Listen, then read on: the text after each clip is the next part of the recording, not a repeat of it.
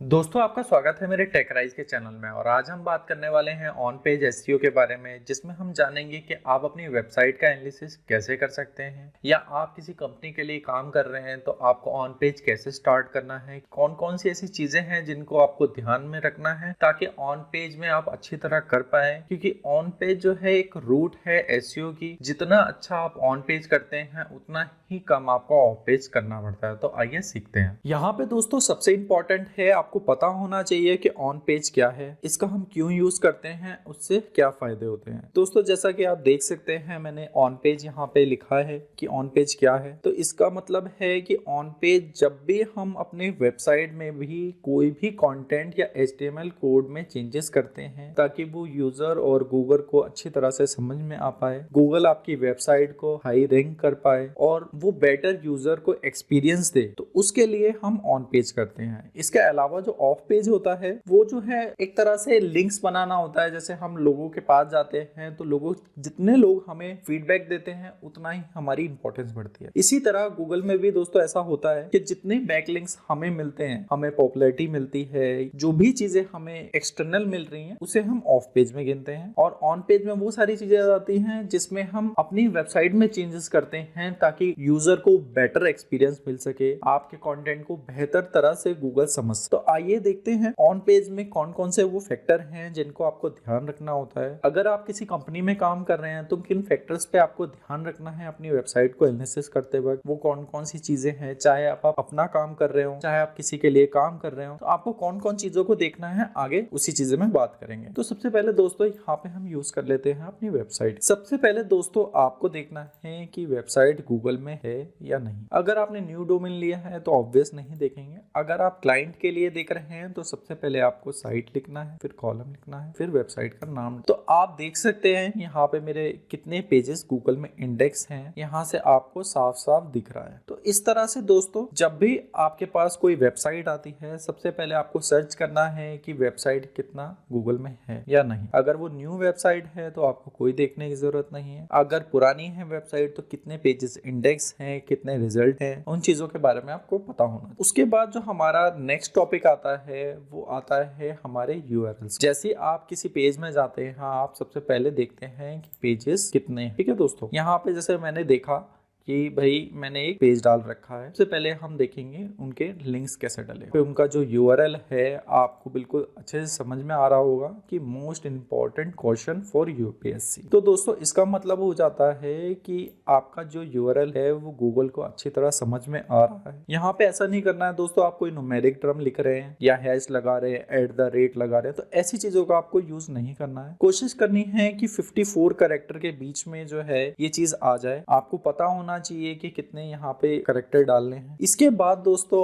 आपको देखना है कि आपकी वेबसाइट में मेटा डिस्क्रिप्शन टाइटल है या नहीं है, हर पेज में डले हुए हैं या नहीं। तो वो सारी चीजें आपको देखनी हो। मान लीजिए आपके पास न्यू वेबसाइट आई है तो सबसे पहले आप होम पेज से ही स्टार्ट करेंगे कि आपकी वेबसाइट में कितने पेजेस हैं, कितने पेजेस में आपके मेटा डिस्क्रिप्शन टाइटल डले हुए हैं। सबसे जो इंपॉर्टेंट चीज है गूगल पे दिखती है वो वही चीज होती है। अभी मैं उस बारे में बताते हैं। अब मान लीजिए मैंने Ctrl+U किया तो मेरे पास सोर्स पेज खुल गया। अब आप देख सकते हैं यहाँ पे ये है टाइटल। क्या दोस्तों, यहाँ पे आपका टाइटल लिखा हुआ है, तो इससे आपको पता लग रहा होगा ये हमारी वेबसाइट का टाइटल है। और इसके बाद जो हमारा नेक्स्ट आता है वो आती है डिस्क्रिप्शन। अब इसको कहाँ से अपडेट करते हैं उस बारे में बताऊंगा, और कहाँ पे ये चीजें दिखेंगी उन चीजों के बारे में बताऊंगा। अब मान लीजिए आपको ये देखना है ये चीजें दिखती कहाँ हैं गूगल में। आपको कैसे पता लगेगा भैया ये चीजें कहाँ दिख रही हैं? तो जब भी मेरा कस्टमर कोई कीवर्ड सर्च करेगा, कोई क्वेरी डालेगा, तो मेरी वेबसाइट अगर रैंक करेगी तो वो कुछ इस तरह दिखेगी। तो आप यहाँ पे देख सकते हैं ये मेरा जो आपको ऊपर दिख रहा है ये वाली चीज, ये हो गई दोस्तों टाइटल। इसके बाद दोस्तों ये हो गया आपका डिस्क्रिप्शन। आप समझ रहे हैं, ये चीजें होती हैं दोस्तों इंपॉर्टेंट, क्योंकि यही आपके यूजर को दिखती हैं। इसका ऑन पेज में इतनी इंपॉर्टेंस नहीं है, लेकिन ये आपकी जो है लीड्स ला के देता है। जितना अट्रैक्टिव और जितनी अच्छी चीजें आप इसमें डालेंगे क्वेरी से रिलेटेड, उतना ही कस्टमर आपकी वेबसाइट की तरफ अट्रैक्ट हो। इसके बाद दोस्तों हमारा यहाँ पे यूआरएल दिखता है। आप देख सकते हैं जैसे जैसे मैंने यूआरएल बना रखे हैं यहाँ पे वो सारी चीजें दिखती हैं। आप देख सकते हैं यहाँ पे मेरी हर चीज आ रही है। जैसे मैंने दूसरा पेज बनाया तो उसके लिए मेटा टाइटल टाइटल डिस्क्रिप्शन, आप साथ में उसकी जो है डिस्क्रिप्शन देख सकते हैं, यहाँ पे यूआरएल देख सकते हैं। आप यहाँ पे भी देख लीजिए, यहाँ पे मेरा पूरा यूआरएल दिख रहा है, के बाद का टाइटल, के बाद अब दोस्तों हम चलते हैं कि आपकी वेबसाइट में आपको डालना कैसे है मेटा टाइटल डिस्क्रिप्शन और वो उसकी लिमिट कितनी होती है। तो आइए वो चीज़ के लिए बात करते हैं। अब मान लीजिए दोस्तों आपकी वेबसाइट वर्डप्रेस में है, ठीक है। तो सबसे मैं इजी मेथड बता रहा हूँ क्योंकि बहुत सी वेबसाइटें आजकल वर्डप्रेस पे बनी होती हैं। तो दोस्तों आपको सबसे पहले तो योस्ट प्लगइन डाउनलोड कर लेना है, ठीक है। जैसे ही आप इसको डाउनलोड कर लेंगे कुछ इस तरह की सेटिंग यहाँ पे आपको ऑप्शन दिखने लग जाएंगे। आपको यहाँ पे प्लगइन में जाना है और ऐड न्यू पे क्लिक करना है। इसके बाद आपको यहाँ पे योस्ट लिखना है, ठीक है दोस्तों। आप देख सकते हैं मैंने ऑलरेडी डाल रखा है तो मेरे पास ऑप्शन आ रहा है ऐसा। नहीं तो आप इंस्टॉल नाउ पे जैसे ही क्लिक करेंगे उसके बाद यहाँ पे एक्टिवेट का ऑप्शन आएगा, आप उस पर क्लिक कर दीजिए, आपका योस्ट प्लगइन डल जाए। इसके बाद दोस्तों मान लीजिए हम किसी भी अपने पेज में जाते हैं, ठीक है, वहीं से हमारा मेटा डिस्क्रिप्शन टाइटल डालेंगे। तो आइए वहां पे चलते हैं। सबसे पहले आप यहाँ पे एडिट पे क्लिक कर देंगे। उसके बाद दोस्तों आपको यहाँ पे नीचे जाना है, ठीक है। आपने जैसे यहाँ पे योस्ट प्लगइन डाल लिया है या कोई और प्लगइन डाल लिया है, आपको यहाँ पे ये चीजें दिखेंगी, ठीक है दोस्तों। यहाँ पे आप मोबाइल के लिए डाल सकते हैं, इसके अलावा आप यहाँ पे डेस्कटॉप के लिए डाल सकते हैं। आप देख सकते हैं किस तरह का आपका प्रीव्यू दिखेगा गूगल में जब आप देखेंगे। तो मैंने यहाँ पे इमेज डाल रखी है तो मेरी इमेज भी साथ में दिख रही है। इस तरह का कुछ प्रीव्यू अगर मेरी गूगल में रैंक करती है तो इस तरह का दिख सकता है। तो आप देख सकते हैं यहाँ पे एसईओ टाइटल दे रखा है, ठीक है, मैंने यहीं से डाला है। आप जैसे ही यहाँ पे कम करेंगे तो कम हो जाएगा, ज्यादा करेंगे तो ज्यादा हो जाएगा। और इसकी लिमिट जो रहती है दोस्तों एसईओ टाइटल के लिए वो रहती है हमारी 60 कैरेक्टर विद स्पेस। इसके बाद हमारी स्लग आती है जिसे हम एक तरह से यूआरएल कहते हैं, ठीक है दोस्तों। और उसके बाद जो हमारा नेक्स्ट आता है वो आता है मेटा डिस्क्रिप्शन। अब आप देख सकते हैं यहाँ पे मेटा डिस्क्रिप्शन मैंने लिख रखी है और इसकी लेंथ रहती है 160 कैरेक्टर। 160 कैरेक्टर, इसके अलावा इसको पिक्सल में भी देखा जाता है, ज्यादातर 920 पिक्सल में देखा जाता है। पिक्सल का मतलब दोस्तों हो जाता है कि एक तरह से हमारा L कितना स्पेस ले रहा है, E कितना स्पेस ले रहा है, तो ये पिक्सल में ज्यादा देखा जाता है। तो जो आपको गूगल में दिखेगा वो दिखेगा एक तरह से 160 कैरेक्टर, ठीक है। और गूगल ने कोशिश कर रखी है कि आपका जो डिस्क्रिप्शन दिखे वो रिलेटेड हो क्वेरी के, ठीक है दोस्तों। अगर वो चीज नहीं दिखती तो कई बार जो आपने यहाँ पे मेटा डिस्क्रिप्शन डाला है वो वहां पे नहीं दिखेगा। उसकी जगह आपकी वेबसाइट के कंटेंट में से उठा के जो क्वेरी से रिलेटेड होगा वो चीजें वहां पे दिखा दी जाती हैं। तो समझ रहे हैं दोस्तों, कई बार यहाँ पे डालने पे भी चीजें नहीं आएंगी तो आपको परेशान नहीं होना है कि क्यों नहीं आ रही है। जैसी क्वेरी होगी उस तरह से भी आपके कंटेंट को उठा के वहां पे डाल दिया जाएगा। इसके अलावा यहाँ पे जो हम मेटा डिस्क्रिप्शन टाइटल डालते हैं उसमें हम कोशिश करते हैं जो हमारा कीवर्ड्स रहें वो ज़्यादा से ज़्यादा आगे रहें, मतलब मैक्सिमम क्वेरी जो है आपकी पहले ही सॉल्व हो जानी चाहिए जो कस्टमर रिसर्च करने आया है, ठीक है दोस्तों। तो इम्पॉर्टेंट है ये चीज़ें कि आपको कहाँ पे कौन सी चीज़ डालनी है। मैं कीवर्ड्स के बारे में और अच्छे से बताऊँगा कि किस तरह से आपको यहाँ पे कीवर्ड डालने चाहिए ताकि आपकी जो मेटा डिस्क्रिप्शन और टाइटल हैं वो और अच्छे हों, रिलेटेड हों क्वेरी से। तो उन चीज़ों से आपकी वेबसाइट के ट्रैफिक पे बहुत फर्क पड़ेगा। इसके अलावा हम अब नेक्स्ट टॉपिक पे चलते हैं कि हमें नेक्स्ट इंपॉर्टेंट क्या चीज़ है जो हमें देखनी है अपनी वेबसाइट में। इसके बाद दोस्तों हम जानेंगे कि हेडिंग टैग्स क्या हैं, हेडिंग टैग्स क्यों यूज करे जाते हैं और इनका मतलब क्या होता है। आइए हम एक बार और गूगल में सर्च करते हैं कि हेडिंग टैग्स क्या है। तो दोस्तों हेडिंग टैग्स का मतलब होता है इंडिकेट करते हैं heading on your web page using the code to tell the web browser how to display the content। इसका मतलब हो जाता है दोस्तों कि आपको अपने कंटेंट को गूगल पे कैसे डिस्प्ले करना है, कस्टमर को कैसे दिखाना है, वो चीजें हम हेडिंग टैग्स के थ्रू करते हैं। किस तरह से आप ऑर्गेनाइज कर सकते हैं ताकि जो है यूजर को आसानी हो आपके कंटेंट को समझने में और पढ़ने में, इसलिए हम जो है हेडिंग टैग्स का यूज करते हैं। अब वो कितने टाइप के होते हैं उस बारे में बात करते हैं। दोस्तों मेनली जो हेडिंग टैग्स होते हैं वो हमारे 6 टाइप के होते हैं। आप देख सकते हैं यहाँ पे लिखा हुआ है 6 लेवल्स ऑफ हेडिंग टैग, ठीक है दोस्तों। यहाँ पे जो हमारा इंपॉर्टेंट होता है H1, H2, H3 वो कुछ इस तरह है कि आप जो H1 में है वो अपना सबसे मेन कीवर्ड रखते हैं, ठीक है दोस्तों। और सिर्फ एक ही बार आप जो है हेडिंग टैग्स का यूज कर सकते हैं, H1 का खासकर। उसके बाद आप H2 आप यूज करिए 3 to 4 टाइम। उसके बाद आप बाकी हेडिंग टैग सब हेडिंग बनाने के लिए यूज़ कर सकते हैं। आपको कैसे यूज़ करने हैं और आप अपनी वेबसाइट में कैसे डाल सकते हैं, इसके बाद दोस्तों आप अपने पेज में विजिट करिए। मान लीजिए मैंने कोई नया पेज डालना है, ठीक है दोस्तों। अब मैंने यहाँ पे lexicon.com ही लिख दिया, ठीक है दोस्तों, कुछ भी लिख दिया। अब यहाँ पे मैंने इसको सिलेक्ट कर लिया है। यहाँ पे हमारे आप देख सकते हो एक नॉर्मल पैराग्राफ दे रखा है। इसके बाद 6 टाइप के आपको यहाँ पे हेडिंग टैग्स दिखेंगे, ठीक है दोस्तों। इसी तरह हम यहाँ पे ऑर्गेनाइज करते हैं, अपनी हेडिंग्स में लिखते हैं ताकि यूज़र को अच्छी तरह समझ में आए आपका कंटेंट और आसानी से पढ़ पाए। इसके बाद हम यहाँ पे जैसे ही क्लिक करते हैं आप देख सकते हैं इसका जो फॉर्मेट है वो चेंज हो गया है। इसके बाद हम अगर दोबारा चेंज करने चाहते हैं तो दोबारा हम यहाँ पे चेंज कर सकते हैं। तो ये डिपेंड कर जाता है कि आपका कॉन्टेंट किस टाइप का है, आपने कितनी सब हेडिंग डालनी है, हेडिंग डालनी है, वो आपके ऊपर डिपेंड करता है। लेकिन मेनली हम जो अपना कीवर्ड है वो सब हेडिंग में डालते हैं। और सबसे इम्पॉर्टेंट है यहाँ पे अपना जो कीवर्ड है आपका लॉन्ग टेल कीवर्ड आप H1 में डालें। उसके बाद सब हेडिंग में अपने सेकेंडरी कीवर्ड्स डालें ताकि वो कंटेंट आपके यूज़र को भी अच्छी तरह समझ में आए और गूगल को भी अच्छे समझ में आए। इसके बाद आप कैसे देख सकते हैं, अगर किसी वेबसाइट में आपके पास उसका लॉगिन एड्रेस नहीं है, आप लॉगिन नहीं कर सकते वेबसाइट के अंदर, तो आप कैसे देखेंगे। सबसे पहले आपको अपनी वेबसाइट का पेज खोल लेना है जिस पेज का आपको H1 टैग्स देखने हैं और Ctrl+U करेंगे। उसके बाद Ctrl+F करके आप लेस देन का साइन डालेंगे और H1 लिखेंगे। अब आप देख सकते हैं यहाँ पे H1 मैंने डाला हुआ है और यहाँ पे आपको दिख रहा होगा कि मैंने एक ही डाला हुआ है जिसमें मैंने बेसिक अपनी चीज़ें लिखी हुई हैं कि मुझे क्या चाहिए। बाइंग गाइड है तो मैंने वो हेडिंग लिखी हुई है। अब अगर मेरा कोई और प्रोडक्ट पेज होता या कोई और इन्फॉर्मेशन पेज होता तो मैं वहाँ पे कुछ और सब हेडिंग डालता। ये मेरा होम पेज है तो मैंने इस तरह की हेडिंग रखी है। इसी तरह हम यहाँ पे H2 डालेंगे तो हमें H2 दिखेंगे। आप देख सकते हैं यहाँ पे मैंने 6 H2 डाले हुए हैं, वो मेरे पे डिपेंड करता है और मैंने अपने कीवर्ड डालने हैं या नहीं। जैसे यहाँ पे मेरा होम पेज है तो मैंने होम पेज पे के मुताबिक चीज़ें कर रखी हैं। तो इस तरह से आप देख सकते हैं आपकी वेबसाइट में कितने हेडिंग टैग्स हैं और कितने टाइप के डले हुए हैं। इसके बाद दोस्तों जो हमारा नेक्स्ट पॉइंट आता है वो कंटेंट से रिलेटेड है। आपकी वेबसाइट में किस तरह का कंटेंट आपने डाल रखा है वो बहुत ही इंपॉर्टेंट है आपका गूगल में रैंकिंग करने के लिए। अगर आपका कंटेंट डुप्लीकेट है तो आप ये समझ लीजिए आपकी वेबसाइट रैंक नहीं करेगी, ठीक है दोस्तों।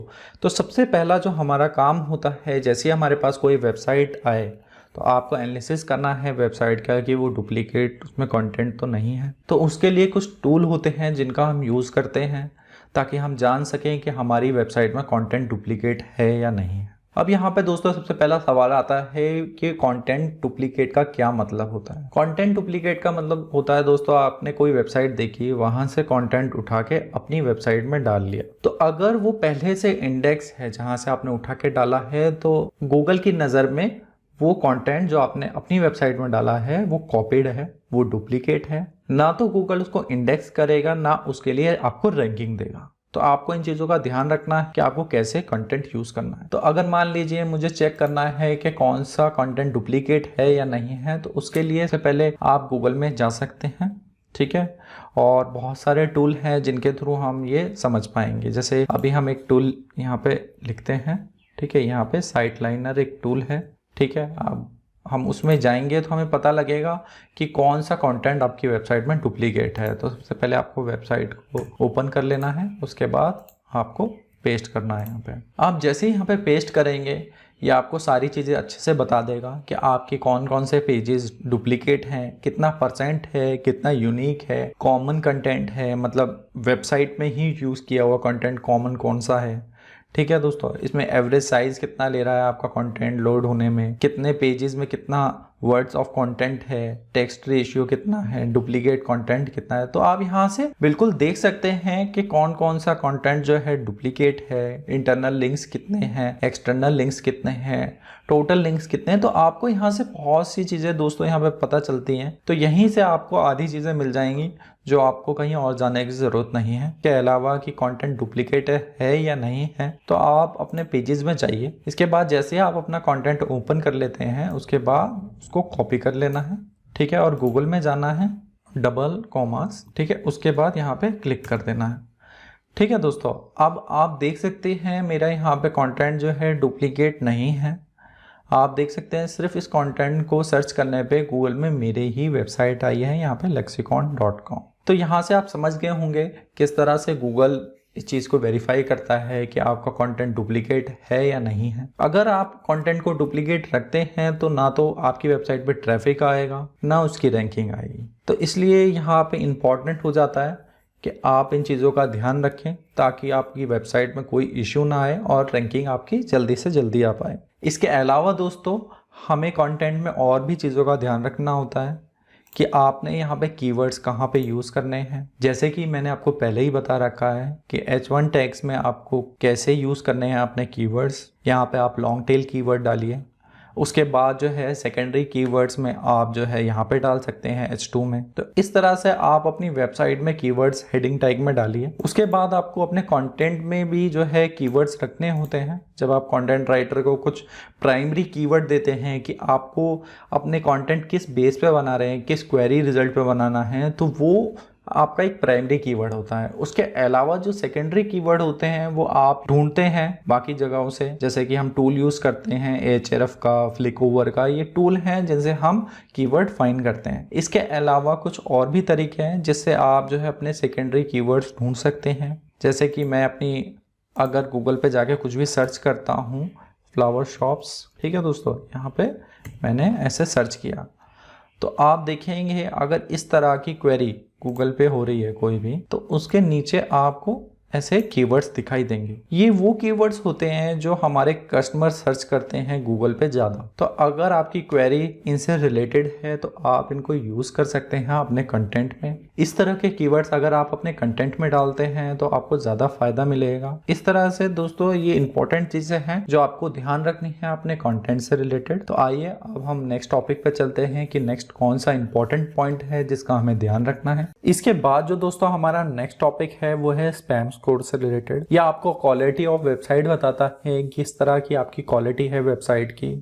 किस तरह के आपके बैक लिंक्स हैं, इंटरनल लिंकिंग है, किस तरह के आपने आउट लिंकिंग लिंक्स बना रखे हैं, एक्सटर्नल लिंक्स हैं, कंटेंट कैसा है आपका, वो सारी चीज़ें आपको स्पैम स्कोर देता है, आपकी वेबसाइट की क्वालिटी बता के देता है। अगर वो ज़्यादा है मतलब खराब है तो वो आपको एक स्कोर बना के देता है 1 to 100 में, तो जिससे आपको पता लग सकता है कि आपकी वेबसाइट की क्वालिटी किस तरफ जा रही है। तो आइए देखते हैं हमें क्या चीज़ों का ध्यान रखना है ये चीज़ें करते वक्त। तो आइए स्टार्ट करते हैं। सबसे पहले दोस्तों आपको पता होना चाहिए कि स्पैम स्कोर मेनली कितना सही है और कितना खराब। आप देख सकते हैं यहाँ पे स्पैम स्कोर के जो फ्लैग्स हैं 0 to 4, तो आपको प्रोबेबिलिटी ऑफ स्पैम देता है। आप देख सकते हैं यहाँ पे ग्रीन बता रखा है। उसके बाद देखेंगे आपको 5 to 7 देखिएगा येलो में, मतलब मीडियम। उसके बाद 8 to 17 जाएंगे तो ये एक हायर परसेंटेज ऑफ स्पैमिंग आती है। तो यहाँ पे गूगल आपको पेनल्टी दे सकता है जो एक अच्छी बात नहीं होती, आपकी वेबसाइट उस वजह से रैंक नहीं करेगी। सबसे पहले हम सीखते हैं यहाँ पे आपको कैसे चेक करना है किसी भी वेबसाइट के स्पैम स्कोर को। तो आपको यहाँ पे moz.com पे जाना है। इसके बाद जैसे ही आप इसमें लॉगिन कर लेंगे आपको फ्री टूल्स पे क्लिक करना है और यहाँ पे लिंक एक्सप्लोर में जाना है। इसके बाद आपको यहाँ पे स्पैम स्कोर में क्लिक करना है, ठीक है, और यहाँ पे अपनी वेबसाइट डाल देनी है। जैसे ही आप यहाँ पे डाल देंगे एक स्कोर आएगा, आप यहाँ पे देख सकते हैं स्पैम स्कोर, ठीक है। इससे आपको पता चलेगा कितनी परसेंटेज ऑफ स्कोर है आपका स्पैम का। यहाँ पे 1 to 30 जो है आपका 100% है, 31 to 60 0% है, 61 to 100 0% है। आप यहाँ से देख सकते हैं आपके जो स्पैम स्कोर है अगर वो 13% है इस वाली वेबसाइट को तो आपका ओके है, आपको कोई इशू नहीं है इसमें, ठीक है। 1 to 30 हमारा नॉर्मल रहता है दोस्तों अगर हम स्पैम स्कोर पे काम करते हैं। वैसे तो आपको 1 to 5 के स्पैम स्कोर पे काम करना चाहिए क्योंकि जो भी हमारी वेबसाइट होती है उनका एक तो आपको स्पैम स्कोर पाएगा ही, उसमें कोई आप चेंजेस नहीं कर सकते। इसके अलावा आप इन चीज़ों को फाइंड आउट कर सकते हैं, ठीक है, यहीं से। अगर आपने इसना पेड ले रखा है मोज का तो आपको यहाँ पे पूरा डाउनलोड का ऑप्शन मिलेगा और आप सारी चीज़ें देख पाएंगे कि कितने आपके लिंक जो हैं स्पैम में जा रहे हैं। तो आप यहीं से डाउनलोड करके अपने गूगल कंसोल में डाल सकते हैं और उनको वहाँ से हटा सकते हैं। तो आइए हम आगे बात करते हैं। अब कितनी सही है, कितना परसेंटेज ओके होता है स्पैम स्कोर के लिए, उन चीज़ों पे बात करते हैं। आप यहाँ पे देख सकते हैं 0 to 4 जो हैं हमारे फ्लैग्स ग्रीन में हैं, ठीक है दोस्तों। 5 to 7 येलो में हैं। उसके बाद 8 to 17 जो है हमारे फ्लैग्स बहुत ही डेंजर है। अब इसके बाद हम यहाँ पे बात करेंगे कि किस पे डिपेंड करता है, ठीक है दोस्तों। यहाँ पे डिपेंडेंस जो होती है वो बेसिकली कुछ फैक्टर पे होती है जो 17 फ्लैग्स बना रखे हैं मोज के द्वारा। उसके अकॉर्डिंग मैं आपको बताता हूँ कि 17 फ्लैग का क्या मतलब है। यहाँ पे आप देख सकते हैं पहला पॉइंट है हमारा लो मोज ट्रस्ट टू मोज रैंक स्कोर। मोज ने अपना ही ट्रस्ट लो बना रखा है वेबसाइट के लिए कि उसकी पॉपुलैरिटी कैसी है, कितना ट्रस्ट है वेबसाइट पे, तो वो सारी चीज़ें आपके मोज ट्रस्ट में आ जाती हैं। अगर आपकी मोज रैंक मोज ट्रस्ट से ज़्यादा है तो आपको एक स्पैम स्कोर बढ़ा दिया जाएगा। इसी के बाद जो हमारा नेक्स्ट पॉइंट आता है वो आता है फ्यू लिंक्स के लिए। अगर आपकी वेबसाइट बड़ी है और आपके पास जो है बैकलिंक्स लो हैं तो वो एक स्पैम स्कोर में गिना जाएगा। ये एक मोज के द्वारा ये सारी चीज़ें हैं, तो आपको इन चीज़ों का ध्यान रखना होगा। अगर आपने वेबसाइट बनाई है तो उस पर काम करिए, नहीं तो उसका स्पैम स्कोर बढ़ेगा। उसके बाद अगर आपने डाइवर्सिटी नहीं दी है अपने लिंक्स में, इसका मतलब हो जाता है अगर आपकी एक बड़ी वेबसाइट है, आपने ई कॉमर्स की वेबसाइट बना रखी है, लेकिन आप बैकलिंक्स का जो फ्लो है वो हर पेज पे नहीं देते हैं। आपके मान लीजिए 100 पेजेस हैं और आपने सिर्फ बैकलिंक अपने 5 पेजेस पे ही दे रखा है, तो ये एक स्पैम स्कोर को बढ़ाएगा। इसके बाद हम अगले पॉइंट पे बात करते हैं ratio to followed and no followed link to sub domain. Sub domain का मतलब हो जाता है दोस्तों आप स्लैश ब्लॉग स्लैश लगा के जितने भी डोमेन आते हैं वहां पे उसको सब डोमेन कहते हैं। अगर आपने फॉलो और डू फॉलो लिंक जो है नहीं बनाए हैं अलग अलग, तो आपको इसके लिए इशू हो सकता है। अगर आपने केवल फॉलो लिंक बनाए हैं तो वो गूगल और मोज की नज़र में जो है स्पैम स्कोर बढ़ाता है। इसी तरह आप मेन डोमेन के लिए भी ये चीज़ ध्यान रखते हैं, सेम ही चीज़ें हैं दोनों, बस वहाँ पे सब डोमेन पे है, यहाँ पे डोमेन पे है।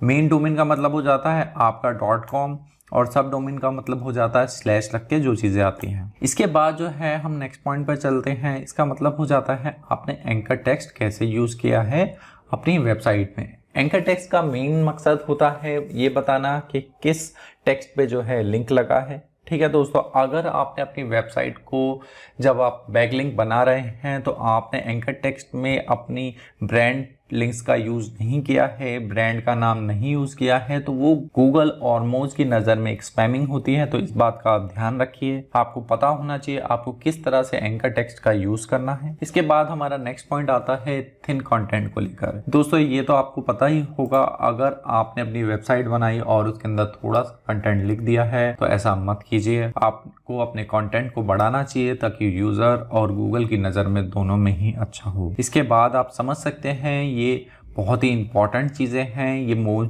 में अगर आपने नहीं की हैं तो ये चीज़ें आपको इशू दे सकती हैं। ये मोज में आपका जो है स्पैम स्कोर बढ़ाएंगी जो आपको गूगल में भी इंक्रीज नहीं करने देगा आगे। इसके बाद अगर आपने अपनी वेबसाइट का डिज़ाइन नहीं बना रखा है, अच्छा यूज़र का एक्सपीरियंस आपके लिए वेबसाइट पे अच्छा नहीं है, तो ये आपके लिए अच्छी बात नहीं है, ये भी स्पैम स्कोर को बढ़ाएगा। इसके बाद दोस्तों हम बात करते हैं large number of external links. इसका मतलब हो जाता है आपने बहुत सारे लिंक लगा रखे हैं अपनी वेबसाइट पे जो किसी और वेबसाइट के बारे में बता रहे हैं, तो इसको भी जो है अच्छा नहीं माना जाता है, इसलिए उससे भी आपका एक स्पैम स्कोर बढ़ सकता है। अगर आपने इंटरनल लिंक्स अच्छे से नहीं बना रखे हैं अपनी वेबसाइट में और एक्सटर्नल लिंक्स तो पहले ही आपकी वेबसाइट में ज्यादा है, तो ये भी आपके स्पैम स्कोर को बढ़ाएगा। अगर आपने एंकर टेक्स्ट जो है हैवी पेजेस पे ज्यादा लगा रखे हैं, इसका मतलब हो जाता है कि आपने जब बहुत सारे एंकर टेक्स्ट का यूज कर रखा है, आपने पर्टिकुलर की स्टफिंग पे कर रखा है, तो बहुत सारी चीजें हो जाती हैं। उन चीज़ों को अवॉइड करिए, सिर्फ लिमिटेड और अपनी जो ब्रांड रिलेटेड हैं, डेप्थ क्वालिटी कंटेंट को बताएं जो चीज़ें, उन चीज़ों पे आपको ध्यान रखें, एंकर टेक्स्ट का यूज़ करना है। अगर आपने एक्सटर्नल लिंक्स जो है नेविगेशन दे रखी है बहुत ज़्यादा हेडर और फुटर में, कस्टमर अपना फुटर में गया या हेडर में गया, वहाँ पे क्लिक करते ही वो दूसरी वेबसाइट में पहुँच जाता है, तो उसको एक्सटर्नल लिंक्स इन नेविगेशन कहते हैं। इसके बाद दोस्तों हमारा 13 पॉइंट आता है नो कॉन्टैक्ट इन्फॉर्मेशन। इसका मतलब हो जाता है अगर आपने अपनी वेबसाइट में कॉन्टैक्ट इन्फॉर्मेशन नहीं डाल रखी है तो आप एक रेपुटेशन वाली वेबसाइट नहीं है, ठीक है। कस्टमर को आपके बारे में कहीं से पता नहीं लग रहा है आपकी वेबसाइट में कि कहाँ है आपकी कंपनी, किस लोकेशन में है, किस ईमेल आईडी पे है, तो वो चीज़ें आपको ध्यान रखनी है। नहीं तो आप देख सकते हैं यहाँ पे भी लिखा है site that have no form of the contact is consider spammy in Google eyes. तो आप समझ गए हैं यहाँ से सारी चीजें। इसके बाद हमारा नेक्स्ट पॉइंट आता है लो नंबर ऑफ पेजेस फाउंड। इसके बारे में मैं पहले ही बता चुका हूँ, अगर आपने अपनी वेबसाइट बनाई है लेकिन उस पर पेजेस बहुत कम हैं तो गूगल का मानना है कि वो एक स्पैम की वेबसाइट है और मोज आप स्पैम स्कोर बढ़ाएगा। तो इस बात का ध्यान रखें कि आपको किस तरह काम करना है। इसी तरह अगर आपने कुछ ऐसे बैकलिंक दे रखे हैं जो पहले से ही मोज की नज़र में जो है स्पैम में है तो आप वहां से लिंक मत लीजिए, ठीक है। आप देख सकते हैं यहाँ पे जैसे .lon की वेबसाइट है, इनको स्पैम की नज़र में गिना जाता है, तो यहाँ से आप बैकलिंक मत लेना दोस्तों। अगर आपने डोमेन की लेंथ लेते वक्त ये ध्यान नहीं रखा है कि आपको किस तरह का जो है ब्रांड का सिलेक्शन करना है, आपने वहाँ पे कीवर्ड्स डाल दी हैं, तो ये बहुत चीज़ खतरनाक है। आप इनको यूज़ करना बंद कर दें, ये आपके जो है कीवर्ड को रैंक कराने में आसानी नहीं करेंगी दोस्तों। तो अवॉइड करें इन चीज़ों को, नहीं तो आपका स्पैम स्कोर इनसे भी बढ़ेगा। इसके बाद हमारा अगर आपने न्यूमेरिक टर्म का यूज़ किया है अपने डोमेन में तो इन चीज़ों से भी आपका स्पैम स्कोर बढ़ सकता है। तो मैंने आपको बाकी सारी चीज़ें बता दी हैं स्पैम स्कोर से रिलेटेड। तो आपको अपनी वेबसाइट के लिए ध्यान रखना है कि आपका स्पैम स्कोर इंक्रीज ना हो, और आपके पास जब भी कोई न्यू वेबसाइट आए तो आप उसका स्पैम स्कोर ज़रूर चेक करिए। अगर कोई भी इशू है तो उसको गूगल कंसोल से हटा सकते हैं, उसके बारे में आपको बताऊंगा। इसके लिए मैं अलग सी वीडियो बनाऊंगा कि कैसे आप जो भी आपके इररेलेवेंट लिंक्स हैं उनको कैसे हटाना है। इसके बाद दोस्तों हम बात करेंगे ब्रोकन लिंक्स के बारे में। अगर आपकी कोई भी वेबसाइट आती है तो आपको ज़रूर चेक करनी है आपकी वेबसाइट में कितने ब्रोकन लिंक्स हैं। ब्रोकन लिंक्स का मतलब हो जाता है दोस्तों इनवैलिड लिंक। आपका जो भी लिंक है अगर वो आपको डेस्टिनेशन पे नहीं पहुंचा रहा है तो वो एक इनवैलिड लिंक होता है, तो उसे हम ब्रोकन लिंक कहते हैं एसईओ में। तो जब भी आपके पास कोई वेबसाइट आए तो आपको पता होना चाहिए उसमें कितने ब्रोकन लिंक हैं। गूगल का क्रोलर जो है जैसे आपकी वेबसाइट पे आता है तो उसको अगर 404 एरर मिलता है आपकी वेबसाइट में या इनवैलिड यूआरएल मिलते हैं तो वो उनको अच्छा नहीं मानता है, उससे आपकी रैंकिंग भी नीचे जाती है जिसकी वजह से आपको प्रॉब्लम हो सकती है। इसके बाद दोस्तों आपको चेक करना है कि वेबसाइट में ब्रोकन लिंक कितने हैं, तो आप गूगल पे सर्च करिए ब्रोकन लिंक चेकर, आपको यहाँ पे बहुत से ऑप्शन मिलेंगे। ठीक है दोस्तों, यहाँ पे मैं दो टूल का यूज जो करता हूँ, डेड लिंक चेकर है, उसके बाद हमारा स्मॉल एसईओ टूल है, मैंने पहले ही ओपन कर रखा है। आप यहाँ पे जाएंगे, ठीक है, यहाँ पे अपना यूआरएल डालिए, उसके बाद गेट ब्रोकन लिंक्स करिए, उसके बाद आपको यहाँ पे सारे ऑप्शन दिख जाएंगे। आपको यहाँ पे इंटरनल लिंक्स का भी पता लगेगा, कितने डू फॉलो लिंक्स हैं, कितने एक्सटर्नल लिंक्स हैं, कितने ब्रोकन लिंक्स हैं आपकी वेबसाइट में, कितने टोटल लिंक्स हैं, उन चीज़ों के बारे में आपको यहीं से पता लग सकता है। तो इन चीज़ों का आप फ़ायदा उठा सकते हैं। ठीक है दोस्तों, इसके बाद आपको पता होना चाहिए अगर आपकी वेबसाइट में ब्रोकन लिंक मिले हैं तो आपको उनको कैसे हटाना है। तो सबसे पहले इंपॉर्टेंट रहता है इन चीज़ों को हटाना। ठीक है, how to fix a broken links in your website. तो सबसे पहले दोस्तों आप उसको कैसे फिक्स कर सकते हैं, 301 रिडायरेक्ट लगा सकते हैं। ठीक है, आप उस ब्रोकन लिंक को जो है डिलीट कर सकते हैं। इसके अलावा आप 404 पेज लगा सकते हैं जो बहुत ही इंपॉर्टेंट है। ठीक है, इन चीज़ों को आप ध्यान में रखेंगे तो आपकी वेबसाइट में कोई भी ब्रोकन लिंक नहीं मिलेगा और गूगल जब आपकी वेबसाइट पे आएगा तो वो हर जगह जा सकेगा। अगर उसको ब्रोकन लिंक मिलता है तो वो आपकी वेबसाइट को वैलिड नहीं मानता है, तो उसकी वजह से क्रॉलिंग इश्यूज आते हैं और रैंकिंग में भी प्रॉब्लम आती है। तो आइए दोस्तों इसके बाद हम नेक्स्ट टॉपिक पे चलते हैं। इसके बाद हमारा जो टॉपिक आता है वो आता है ऑडिट इमेजेस। ठीक है दोस्तों, ये बहुत ही इंपॉर्टेंट टॉपिक है क्योंकि उनसे यूजर को पता चलता है कि आपका जो वेबसाइट है वो किस बारे में है, आप क्या बताना चाह रहे हैं गूगल और यूज़र को, वो आपकी इमेजेस पर डिपेंड करेगा। तो ये इम्पॉर्टेंट है गूगल की प्रेफरेंस से कि आपकी जो वेबसाइट हो वो एसईओ फ्रेंडली हो, जो आपकी इमेजेस हैं आपने उन पे एसईओ कर रखा हो, उनको फ्रेंडली बना रखा हो। तो उन चीज़ों के लिए आप कैसे कर सकते हैं उन्हीं चीज़ पे हम बात करेंगे। सबसे पहले दोस्तों आपको इस चीज़ का ध्यान रखना है कि जो इमेजेस होती हैं वो इम्पॉर्टेंट रोल प्ले करती हैं पेज लोड होने में, ठीक है, यूज़र के एक्सपीरियंस में। तो आपको इन चीज़ों का ध्यान रखते हुए जो उनका साइज़ रखना है इमेजेस का वो कम से कम रखना है और बिल्कुल वो क्लियर दिखनी चाहिए जब इमेजेस आपकी वेबसाइट पर डलें। उसके बाद आपको उनको गूगल को बताना है कि आपकी इमेजेस किस बारे में है, तो आपको इन चीज़ों को भी ध्यान रखना है। उसके लिए आपको उसको एसईओ फ्रेंडली बनाना होगा। वो कैसे बनाएंगे तो आइए देखते हैं। सबसे पहले दोस्तों अगर आप अपनी वेबसाइट में जाते हैं, ठीक है, उसके बाद आपको उनको लॉगिन कर लेना है। जैसे मैंने यहाँ पे लॉगिन कर रखा है तो यहाँ पे आपको मीडिया में जाना है सबसे पहले। ठीक है, उसके बाद आपको किसी भी इमेज पे क्लिक कर देना है। तो आपको यहाँ पे दिखेगा यहाँ पे टेक्स्ट नहीं लिखा हुआ। ये चीज़ों से जो है पता लगेगा गूगल को कि आपका जो प्रोडक्ट है वो किस बारे में है, आपकी इमेज आपके प्रोडक्ट के बारे में बता रही है या नहीं बता रही है। तो आप यहाँ पे अपने कीवर्ड को लिख सकते हैं। मैंने जैसे यहाँ पे ये बैनर है तो मैंने यहाँ पे बैनर का नाम लिखा है। अगर आपकी प्रोडक्ट की वेबसाइट है तो आप प्रोडक्ट का नाम लिखिए। जिस तरह से आप गूगल को बताना चाह रहे हैं कि आपकी वेबसाइट किस बारे में है, वो चीज़ें आपको यहीं पे लिखनी होती हैं। इसके अलावा आप थोड़ी डिस्क्रिप्शन लिख सकते हैं, ठीक है, अपने प्रोडक्ट से रिलेटेड। तो आप उसके बाद यहाँ पे सेव कर दीजिए और वो सेव हो जाएगा, ठीक है दोस्तों। इसके बाद जब हम अब पता कैसे चलेगा कि हम ऑडिट कैसे करेंगे अपनी इमेजेस का, कि कितनी इमेजेस हमारी वेबसाइट में वो बिना नाम के हैं। तो इन चीज़ों के लिए सबसे पहले टूल में हम जाते हैं। ऑडिट करने के लिए दोस्तों हमारे पास बहुत से जो है टूल हैं जिससे हम ऑडिट कर सकते हैं। हम देख सकते हैं कि इमेजेस का नाम क्या दे रखा है आपने।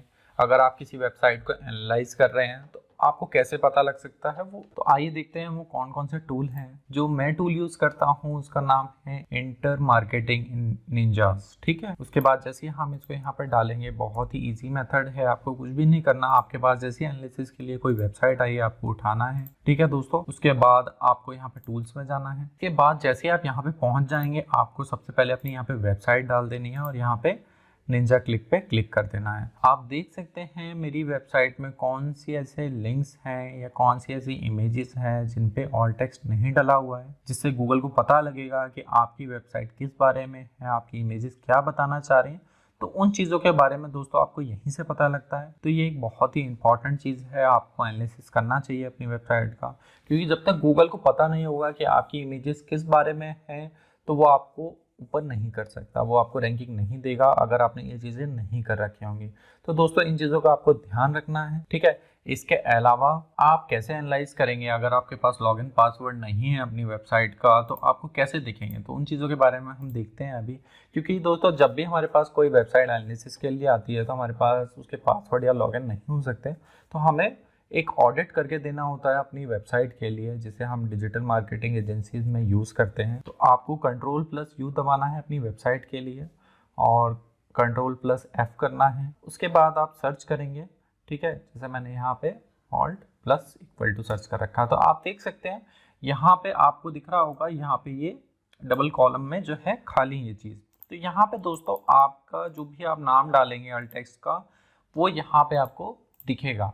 अगर ये चीज़ नहीं है वेबसाइट में यहाँ पे, ठीक है, तो आप इस चीज़ को फिल आउट करें, ठीक है। अपने डेवलपर को बोलें कि भाई अल्ट टेक्स्ट डालें, आप इमेजेस का उनको नाम डाल के दीजिए यूआरएल के साथ और वो वहाँ पे भर देंगे। तो इससे गूगल को आपको पता लगेगा कि आपकी वेबसाइट जो है फ्रेंडली है, एसईओ फ्रेंडली है, आपने सारी चीज़ें कर रखी हैं, तो आपका ऑन पेज का काम हो रहा है। तो गूगल को भी इस चीज़ पे बहुत ही इम्पोर्टेंस देता है कि आपकी वेबसाइट को जल्दी से जल्दी रैंक करवाए अगर आपका ऑन पेज बेहतर है। तो आइए दोस्तों, अब आपको ये चीज़ें समझ में आ गई हैं तो हम नेक्स्ट टॉपिक पे चलते हैं। इसके बाद दोस्तों हम बात करेंगे वेबसाइट स्पीड के बारे में। ये बहुत ही इंपॉर्टेंट फैक्टर है गूगल की नज़र में। अगर आपने अभी तक इस पर ध्यान नहीं दिया है तो ये समझ लीजिए आप अपने जो वेबसाइट है उसके ट्रैफिक को नुकसान कर रहे हैं और आपके बिजनेस को भी लॉस हो रहा है। तो दोस्तों वेबसाइट स्पीड एक बहुत ही इंपॉर्टेंट फैक्टर है। आप देख सकते हैं गूगल में भी अगर आप चेक करेंगे इंपॉर्टेंस ऑफ वेबसाइट स्पीड, तो इसमें आप देख सकते हैं पैथेटिक हो तो आपके कन्वर्जन में नुकसान होता है, और ये अगर 3 सेकंड से ज़्यादा होती है तो आप ये समझ लिए आपका 40% जो ट्रैफिक है वो उसका नुकसान होगा। तो आपको इन चीज़ों का ध्यान रखना है कि आपकी वेबसाइट की स्पीड जो हो वो 3 सेकंड से कम हो, जिससे आप अपने यूज़र का एक्सपीरियंस अच्छा कर सकें। तो वो कौन कौन से टूल हैं जिनके थ्रू आप ये चीज़ें चेक कर सकते हैं, आइए देखते हैं। पहले यहाँ पे हम वेबसाइट की स्पीड चेक करते हैं। मैंने यहाँ पे अपनी वेबसाइट डाल दी है, आप देख सकते हैं ये टूल जो है गूगल के दिया हुआ है, और इसके थ्रू हम दोनों मोबाइल का हो या जो है डेस्कटॉप पे हो, दोनों के लिए हम चेक कर सकते हैं स्पीड। और ये एक बहुत ही अच्छा टूल है जो आपको आसानी से गूगल पे मिल जाता है। आप देख सकते हैं मेरे जो मोबाइल में वो आ रहा है वो 67 है, मतलब मीडियम है, और आप यही स्पीड अगर डेस्कटॉप में देखेंगे तो मेरी 91। तो इन चीज़ों से दोस्तों आपको पता लगेगा कि आपकी परफॉर्मेंस कैसी जा रही है। ठीक है दोस्तों, ये एक सिग्नल देता है आपको स्पीड का, जो आपको यहाँ पे रीज़न भी बताएगा कि क्या कारण है, किस वजह से कम है। ठीक है, तो वो सारी चीज़ें अगर आप रिमूव करेंगे तो आपको आसानी से आपकी वेबसाइट की स्पीड बढ़ेगी। जैसे यहाँ पे रिमूव अनयूज CSS, अगर कुछ आपका सर्वर का रिस्पॉन्स की इशू है, जावास्क्रिप्ट ज़्यादा है, तो उन चीज़ों को आप यहाँ पे चेक कर सकते हैं। तो बहुत ही इजी मेथड है, बस आपको यहाँ पे चेक करके अपने डेवलपर को बताना है कि आप इसको ठीक करिए। इसके अलावा अगर आप किसी डिजिटल मार्केटिंग एजेंसी में काम करते हैं तो आप इस चीज़ को एक इम्पॉर्टेंट फैक्टर लेके चलिए इसमें, क्योंकि आपको स्टार्टिंग में रिपोर्ट बना के देनी होगी इसमें। अगर आप किसी डिजिटल मार्केटिंग एजेंसी में काम करते हैं तो ये बहुत ही इंपॉर्टेंट फैक्टर है। एक स्पीड और परफॉर्मेंस दोनों ही एक इंपॉर्टेंट फैक्टर गिने जाते हैं SEO व्यू से। ठीक है दोस्तों, आपको इसका जो है एक स्क्रीनशॉट लेके रखना है कि भाई आपका बाद में क्या स्पीड थी, पहले क्या स्पीड थी, तो इन चीज़ों का आपको ध्यान रखना है। इसके अलावा अगर हमें परफॉर्मेंस चेक करनी हो तो वो कैसे करेंगे, यहाँ पे एक GT मैट्रिक्स का टूल है। ये भी बहुत ही अच्छा टूल है और पॉपुलर टूल है, जिसके थ्रू आप अपनी वेबसाइट की परफॉर्मेंस जो है चेक कर सकते हैं और बहुत ही कम सेकेंड्स में ये आपको बता देता है कि आपकी वेबसाइट की परफॉर्मेंस कैसी चल रही है। तो आइए देखते हैं। आप देख सकते हैं यहाँ पे मुझे जो है A ग्रेड मिला है और मेरी परफॉर्मेंस और स्ट्रक्चर को 96% मिले हैं। ये LCP है, लार्जेस्ट कंटेंटफुल पेंट, जिससे आप जान सकते हैं कि आपकी वेबसाइट कितनी जल्दी लोड हो रही है, आपकी इमेजेस और वीडियो कितनी जल्दी लोड हो रही हैं। ठीक है दोस्तों, इसके बाद आप यहाँ पे TBT देख सकते हैं कि आपकी स्क्रिप्ट की वजह से कितना लॉस हो रहा है या कितना फायदा मिल रहा है। तो गुड यूजर एक्सपीरियंस के लिए आप 150 मिलीसेकंड रखिए। यहाँ पे आप देख सकते हैं, यहाँ पे आप जैसे क्वेश्चन मार्क पे क्लिक करेंगे तो आपको यहाँ पे इसकी डिस्क्रिप्शन मिल जाएगी। इसके बाद CLC है, क्यूमुलेटिव लेआउट शिफ्ट, जिससे आप देख सकते हैं जब भी कोई विजिटर आपकी वेबसाइट पे आता है तो कोई भी आप क्लिक कर रहे हैं तो वो ऊपर नीचे हो जाता है। आप ऑर्डर करने जाते हैं और वो जो है ऑर्डर नहीं हो पाता है, आपकी जगह ऑर्डर करने की बजाय दूसरे पे क्लिक कर देते हैं। तो ये चीज़ें हैं दोस्तों जिनका आपको ध्यान रखना है, स्ट्रक्चर का और परफॉर्मेंस का, और इसके अलावा वेबसाइट स्पीड का। ये बहुत ही इंपॉर्टेंट फैक्टर है जिनका आपको ध्यान रखते हुए चलना है। आइए हम इसके बाद नेक्स्ट टॉपिक में बात करेंगे। इसके बाद दोस्तों हमारा पॉइंट आता है यहाँ पे इंटरनल लिंक्स का, एक्सटर्नल लिंक्स का और आउटबाउंड लिंक्स का। आपको पता होने चाहिए किस टाइप के लिंक्स होते हैं आपकी वेबसाइट में और वो क्या इफेक्ट पहुँचाते हैं। तो हम यहाँ पे बात करेंगे सबसे पहले आउटबाउंड और एक्सटर्नल लिंक्स किसे कहते हैं। दोस्तों आउटबाउंड लिंक्स को ही एक्सटर्नल लिंक्स कहते हैं। इसका मतलब हो जाता है जब भी आप अपनी वेबसाइट से विजिटर को दूसरी वेबसाइट पे भेजते हैं तो वो एक तरह से आउटबाउंड लिंक कहलाता है, जिसे हम एक्सटर्नल लिंक भी कहते हैं। इसके अलावा अगर वो लिंक कोई और वेबसाइट आपकी तरफ पहुंचा रही है तो वो उसे हम इनबाउंड लिंक कहेंगे। तो आपको ये चीजें समझ में आ रही होंगी दोस्तों। ये बहुत ही इंपॉर्टेंट चीजें हैं, आपको पता होना चाहिए कि कौन से लिंक किस तरह काम कर रहे हैं। अगर वो आपकी वेबसाइट में आ रहे हैं तो हम उनको इनबाउंड लिंक कह रहे हैं, अगर वो आपकी वेबसाइट से दूसरी वेबसाइट में जा रहे हैं तो वो आउटबाउंड कहला रहे हैं, जिसे हम एक्सटर्नल लिंक भी कह रहे हैं। इसके अलावा इंटरनल लिंक्स हो जाते हैं दोस्तों, अगर एक ही वेबसाइट है और उसमें विजिटर को हम एक पेज से दूसरे पेज में पहुंचा रहे हैं तो उसमें हम कहते हैं उसको इंटरनल लिंक। तो ये चीजें आपको समझ में आ रही हैं दोस्तों। इसके बाद हम बात करेंगे कि कितने फायदेमंद होते हैं इंटरनल लिंक को हम कैसे चेक कर सकते हैं, वो कौन कौन सा टूल हैं, अगर आप यूज करेंगे तो आपको कितनी जल्दी पता लग सकता है। तो आइए देखते हैं। सबसे पहले आपको SEO स्मॉल टूल में जाना है। जैसा कि आप देख सकते हैं मैंने यहाँ पे स्मॉल SEO टूल्स खोल लिया है। तो ये एक बहुत ही इंपॉर्टेंट टूल है जिसमें आपको सारी चीजें मिल जाती हैं SEO के रिगार्डिंग। आपको यहाँ पे अपनी वेबसाइट डालनी है और उसके बाद काउंट लिंक्स पे क्लिक कर देना है। जैसे ही आप यहाँ पे काउंट लिंक्स पे क्लिक कर देंगे बहुत ही कम सेकंड में ये आपको सारी चीजें यहाँ पे बता देगा। आप देख सकते हैं यहाँ पे सब कुछ लिखा हुआ है कि कौन कौन से लिंक कितने हैं, डू फॉलो है, टेक्स्ट टाइप हैं और वो किस टाइप के हैं। तो आप यहाँ पे देख रहे होंगे मेरे पास कोई एक्सटर्नल लिंक नहीं है। इंटरनल लिंक्स मतलब सेम पेजेस में मैंने भेजा हुआ है अपनी वेबसाइट के अंदर ही। ठीक है, डू फॉलो है वो 15 के 15। तो इन चीज़ों से दोस्तों आपको पता रहता है जब भी कोई न्यू वेबसाइट आप एनालिसिस कर रहे हैं, किसी कंपनी में काम कर रहे हैं, तो इन चीज़ों का आपको ध्यान रखना है कि कितने एक्सटर्नल लिंक हैं, कितने इंटरनल लिंक हैं। तो इन चीज़ों का ध्यान रखते हुए आपको काम करना है। इंटरनल लिंक्स का दोस्तों सबसे पहले इंपॉर्टेंट जो होता है आपको किस तरह बनाने होते हैं, जिसमें आपको बता दूं, आपको हमेशा कैटेगरी वाइज जाना होता है। मतलब आप कैटेगरी फिर सब कैटेगरी, इन तरह से आप लिंक्स करते हैं इंटरनल लिंक्स। आप ज़्यादातर क्या कर सकते हैं दोस्तों, मान लीजिए आपकी डिजिटल मार्केटिंग की वेबसाइट है। ठीक है दोस्तों, इसके बाद आपको जो नेक्स्ट पॉइंट पे ध्यान रखना है वो आपको किस कैटेगरी में आप उसी चीज़ से सब कैटेगरी में जाएंगे। तो हम यहाँ पे SEO और PPC लिख सकते हैं, है ना दोस्तों। यहाँ पे हमने PPC लिख दिया, मतलब ये इसकी सब कैटेगरी हो गई। अब हम इसके बाद इंटरनल लिंकिंग कैसे करेंगे आप दोस्तों, इसके बाद हम SEO में हम ऑन पेज, ठीक है, और ऑफ पेज, ऑन पेज और ऑफ पेज, ठीक है दोस्तों, इन चीज़ों का आपको ध्यान रखना है कि सबसे पहले आप हायर कैटेगरी लीजिए, उसके बाद सेपरेट कैटेगरी, उसके बाद उसकी सब कैटेगरी। इसी तरह हम PPC में अपने सर्च के लिए ऐड चलाते हैं, हमने डिस्प्ले के लिए ऐड चलाते हैं। अगर आपके पेजेस उस तरह के बने हुए हैं तो आप सब कैटेगरी को कर सकते हैं। इसके बाद अगर आप SEO से डिजिटल मार्केटिंग में लेके जाएंगे तो आपके पास कम जूस आएगा अगर आप SEO से ऊपर वाली कैटेगरी में लेके जा रहे हैं, लेकिन आप ऊपर से नीचे लेके आ रहे हैं तो आपका जूस ज़्यादा पास होगा। अगर आपको मीडियम जूस लेना है तो ये बहुत ही इंपॉर्टेंट है कि आपको पता होना चाहिए कि किस तरह से आपका जूस जो है ट्रांसफ़र हो रहा है, खासकर डू फॉलो लिंक्स में। तो अगर आप सेम कैटेगरी में देते हैं तो आपको वहाँ पे एक मीडियम जूस मिलेगा, ठीक है दोस्तों। अगर आप अपने नीचे से ऊपर दे रहे हैं तो सबसे लोअर मिलेगा, अगर आप ऊपर से नीचे दे रहे हैं तो आपको हायर मिलेगा। तो आपको इन चीज़ों का ध्यान रखना है किस तरह से आपको इंटरनल लिंकिंग करनी है। और ख़ासकर दोस्तों जब भी आप एंकर टेक्स्ट दें यहाँ पे, तो आपको ऐसा नहीं करना है कि आप कुछ भी वहाँ पे लिख दें। जैसे हम ज़्यादातर हम देख लेते हैं कि विजिट हेयर लिख देते हैं, है ना दोस्तों।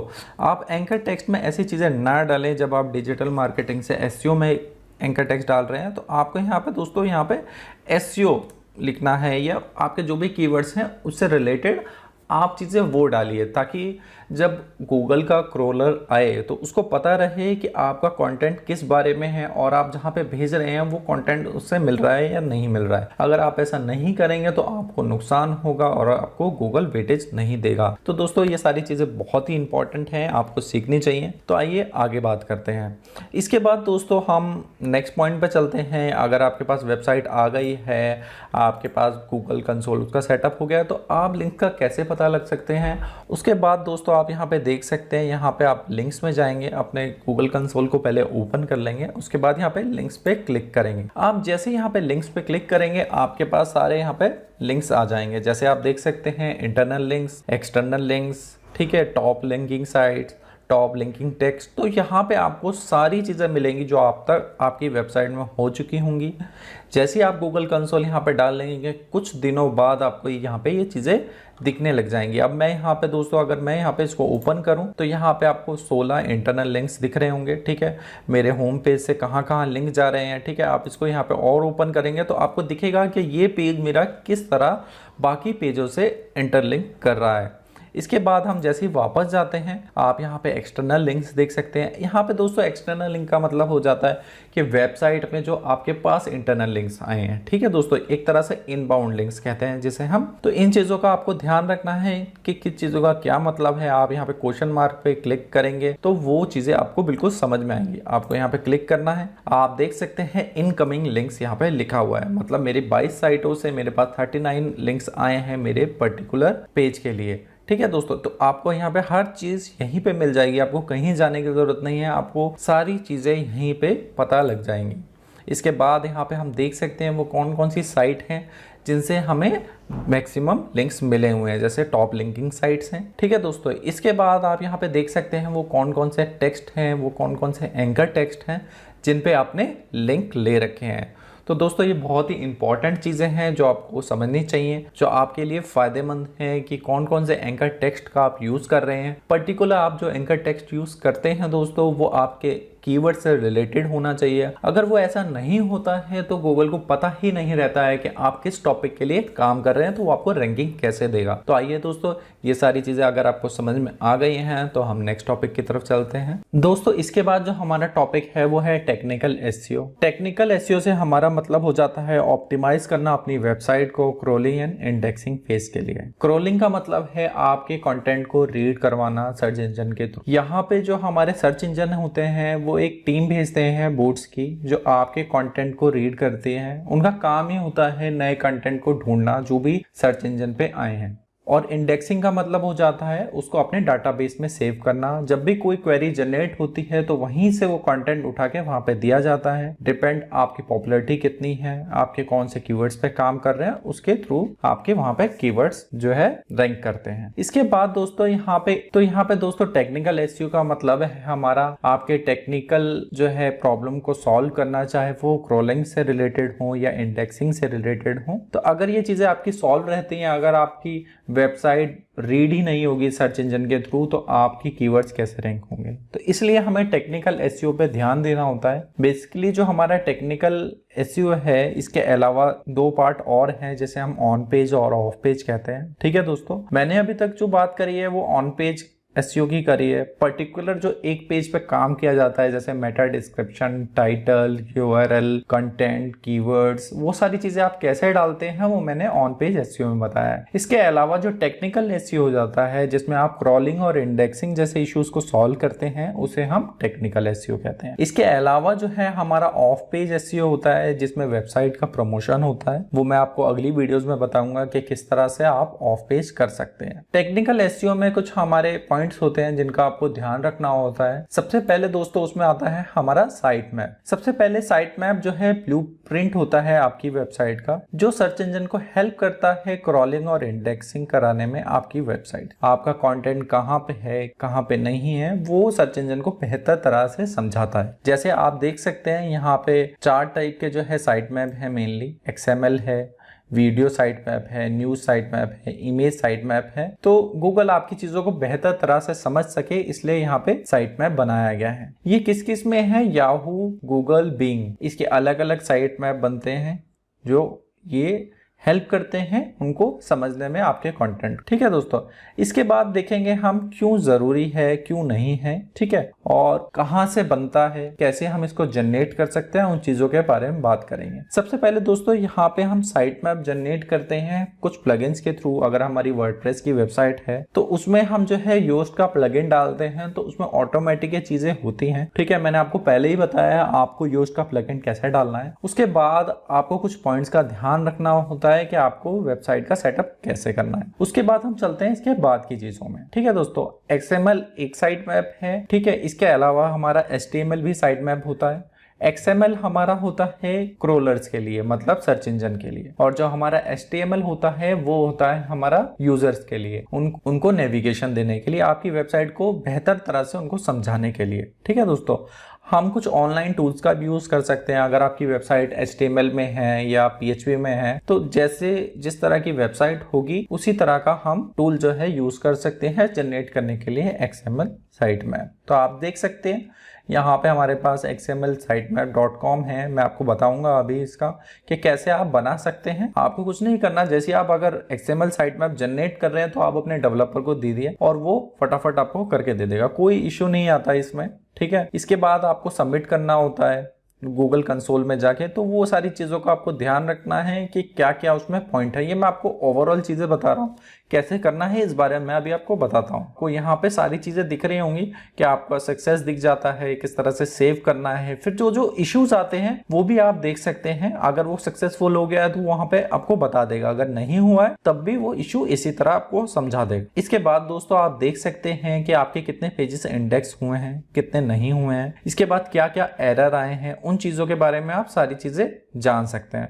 तो आइए हम सबसे पहले वेबसाइट में चलते हैं कि किस तरह से आपका साइट मैप दिखता है। अगर आपको किसी भी वेबसाइट का चेक करना है साइट मैप, तो वो आपको कहां से दिखेगा। सबसे पहले दोस्तों आपको अपनी वेबसाइट ओपन कर लेनी है। उसके बाद आपको /sitemap.xml लिखेंगे आप, तो आप एंटर कर दीजिए। इसके बाद आप यहाँ पे देख रहे होंगे यहाँ पे चेंज हो गया। तो यहाँ पे दो तरह से देखा जा सकता है, आप sitemap.xml भी लिख सकते हैं और sitemap.index.xml भी लिख सकते हैं। तो आप जैसे लिखना चाहते हैं वैसे यहाँ पे लिख सकते हैं। ठीक है, यहाँ पे आप देख सकते हैं ये योस्ट SEO के थ्रू जनरेट हुआ है। यहाँ पे आप क्लिक करेंगे तो आप और अंदर के पेजेस के अंदर चले जाएंगे। यहाँ पे आप देख सकते हैं इमेजेस कितनी है, कितने कब मॉडिफाई हुआ है, तो सारी चीज़ें आपको यहीं से पता लगती हैं। इसके अलावा हम यहाँ पे पेजेस अगर साइट मैप पे जाते हैं तो वहाँ पे आपको मेरे ब्लॉग दिखेंगे। ठीक है दोस्तों, तो इसी तरह जब आप अलग अलग जो पेजेस आपने ओपन कर रखे हैं XML साइट मैप के लिए,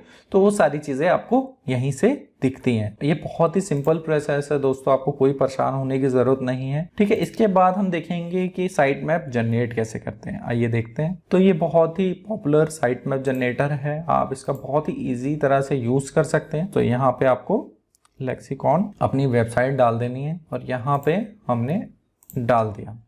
ठीक है, अब यहाँ पे हमारा कोई इशू नहीं है, आपने फटाफट जनरेट कर देंगे और यहाँ से आप वो साइट मैप उठा के जो है अपनी वेबसाइट में डाल देंगे। अगर आप चाहते हैं कुछ पेजेस इंडेक्स ना हो तो आप वो वहाँ से हटा सकते हैं या अपने रोबोट्स में जो है लगा सकते हैं। जो .txt की फाइल डलती है वो मैं आपको समझाऊंगा अभी, तो उन चीज़ों के थ्रू आप उन पेजेस को रोक भी सकते हैं इंडेक्स होने से। तो यहाँ पे देखते हैं किस तरह से वो जनरेट हुआ है। यहाँ पे आप देख रहे होंगे ये साइट मैप है आपका, यहाँ से आपको व्यू फुल साइट मैप करना है। ये देखिए दोस्तों, यहाँ से आपको पूरा जो आपका साइट मैप बन के आएगा वो कुछ इस तरह से आएगा। ठीक है, और आपको यहाँ से डाउनलोड करना है। यहाँ पे क्लिक करेंगे तो ये यहाँ पे डाउनलोड हो जाएगा। इसके बाद ये आप अपने डेवलपर को भेज दीजिए या आप खुद डालना चाहते हैं तो cPanel के थ्रू डाल सकते हैं, बहुत ही इजी मेथड है। तो ये चीजें आपको पता होनी चाहिए कि XML क्यों इंपॉर्टेंट है, HTML क्यों इंपॉर्टेंट है। इसके बाद हम देखेंगे कि वेबसाइट में हम कहाँ से जो है हमारा साइट मैप जो है डलता है। तो ये देखते हैं। इसके बाद जैसे आप अपनी वेबसाइट को यहाँ पे लोड कर लेंगे, मतलब लॉगिन कर लेंगे, तो आपके पास बहुत ही इजी मेथड है। आपको सबसे पहले प्लगइन में जाना है। अगर आपने अभी तक जो है इंस्टॉल नहीं करा है तो बहुत ही इजी मेथड से आप उसको इंस्टॉल कर सकते हैं। आपको पहले यहाँ पे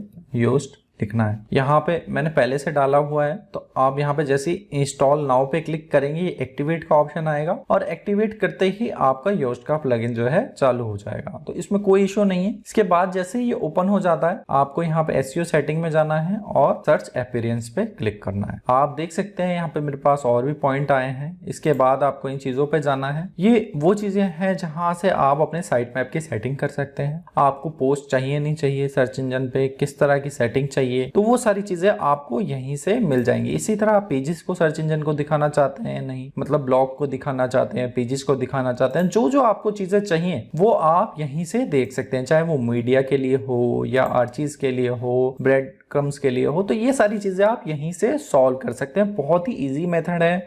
बस आपको अपनी वेबसाइट के जो अकॉर्डिंग सेटअप करना होता है। तो आप जैसे ही यहाँ पे ये सेटअप कर देंगे उसके बाद ये योस्ट जो है ऑटोमेटिक साइट मैप जनरेट कर देता है आपकी वेबसाइट के लिए। बस आपको यहाँ पे सेटअप करना है आपको कौन कौन से पेजेस दिखाने हैं और कौन कौन से नहीं। दोस्तों जैसे ही आपने यहाँ पे साइट मैप जनरेट कर लिया है और अपनी वेबसाइट में डाल लिया है, जो नेक्स्ट स्टेप है वो है आपको इसको गूगल कंसोल में सबमिट करना है अपने साइट मैप को। तो आइए देखते हैं। वो आपको सबसे पहले अपना गूगल कंसोल ओपन कर लेना है। इसके बाद आपको यहाँ पे स्टार्ट नाउ करना है और जिस ईमेल आईडी से आपने कर रखा है वहीं से खोल लेना है। इसके बाद आपको यहाँ पे साइट मैप के ऑप्शन पे आना है और यहाँ पे वही यूआरएल लिखना है जो हम पहले लिखते हैं, sitemap.xml। जैसे ही आप यहाँ पे ये सबमिट पे क्लिक करेंगे आपका साइट मैप सबमिट हो जाएगा और यहाँ पे मेरे पास नोटिफिकेशन आ गई है कि मेरा साइट मैप सक्सेसफुली ऐड हो गया है। यहाँ पे कितने डिस्कवर यूआरएल हैं, कितनी तारीख को हुआ है, और तो आप यहाँ पे क्लिक करेंगे तो आपको आगे और भी चीजें देखने को मिलेंगे, कितने पेजेस हैं, कितने पोस्ट हैं, जो जो आपने वहाँ पे साइट मैप पे डाला होगा वो सारी यहाँ पे आपको चीजें मिलेंगी। तो बहुत ही ईजी मेथड है, आपको ज्यादा प्रॉब्लम में नहीं आएगी। आपको यहाँ से डायरेक्ट ओपन कर सकते हैं अपना साइट मैप। आप देख सकते हैं मैंने जो चीज वहाँ पे डाली है वो यहाँ पे आपको दिखेगी। आपको जो से यूआरएल हैं, कुछ भी है, वो सारी चीजें आपको यहाँ पे दिखती हैं। इसमें जो भी इश्यूज आते हैं वो आपको पहले ही यहाँ पे वो बता देगा कि अगर सबमिट हुआ है तो सबमिट का ऑप्शन आ जाएगा, अगर नहीं हुआ है तो उसकी नोटिफिकेशन आ जाती है। उसके बाद दोस्तों आपको यहाँ पे जो भी एरर होते हैं आपकी वेबसाइट में वो सारी चीजें आपको यहाँ पे दिखती हैं अगर वो इंडेक्स नहीं होता है, और उसके बारे में आपको यहीं से पता लगेगा। तो दोस्तों अगर आपको ये सारी चीजें समझ में आ रही हैं तो हम आगे बढ़ते हैं। इसके बाद हम चलते हैं HTML पे। HTML से दोस्तों आप समझ सकते हैं मेन रीजन HTML का होता है यूजर एक्सपीरियंस और अच्छा करना। अगर आपने अपने वेबसाइट में HTML डाला हुआ है तो उससे जो है यूजर को नेविगेशन मिलती है कि किस पेज के बाद कौन सा पेज आ सकता है, और गूगल को भी पता रहता है कि इन चीजों के बाद ये चीजें आ रही हैं। तो दोनों ही चीजों में फायदा रहता है। सबसे पहले आपको अपनी वेबसाइट में जाना है, ठीक है दोस्तों।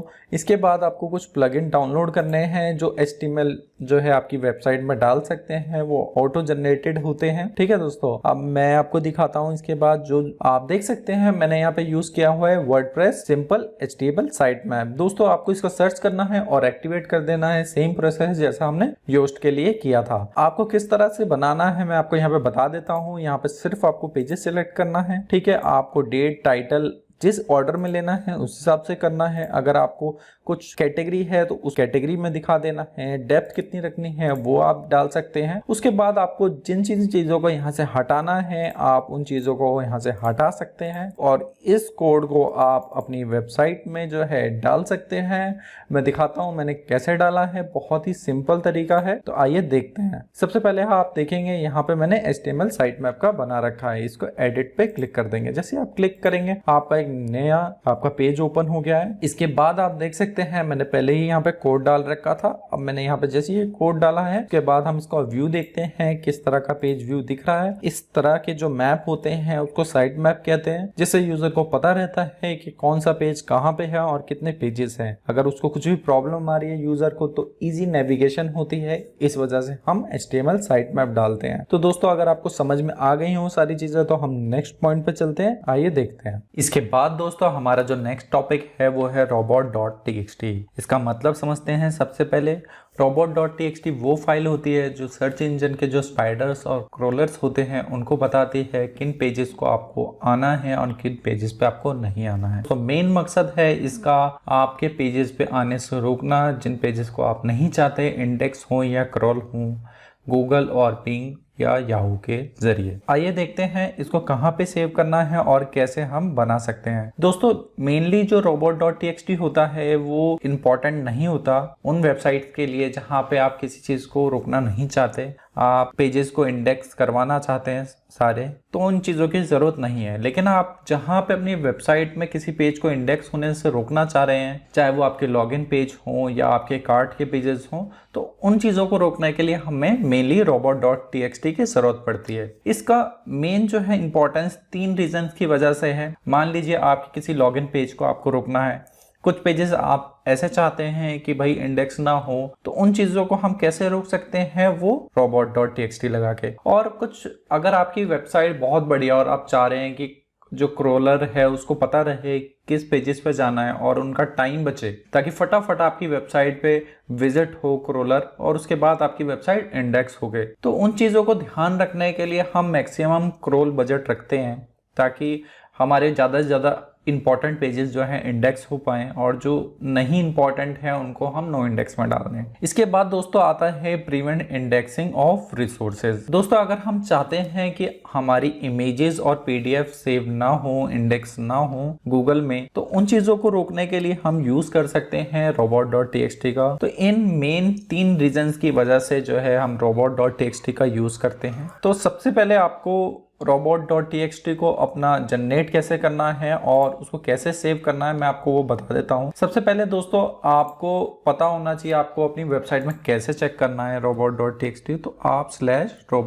/robots.txt ऐसे लिखेंगे तो आपका कुछ इस तरह का पैटर्न आएगा, आप देख सकते हैं। इसका मतलब मैं अभी आपको समझाता हूँ। अब आप ये देख रहे हैं हमने डिसअलाउ कर रखा है कि WP एडमिन पे विजिट ना करें, लेकिन हमने जिस फोल्डर को मना कर रखा है उसका नाम है WP एडमिन और जिसको अलाउ कर रखा है उसके अलावा जो WP एडमिन में पेजेस हैं हमने उसको अलाउ कर रखा है।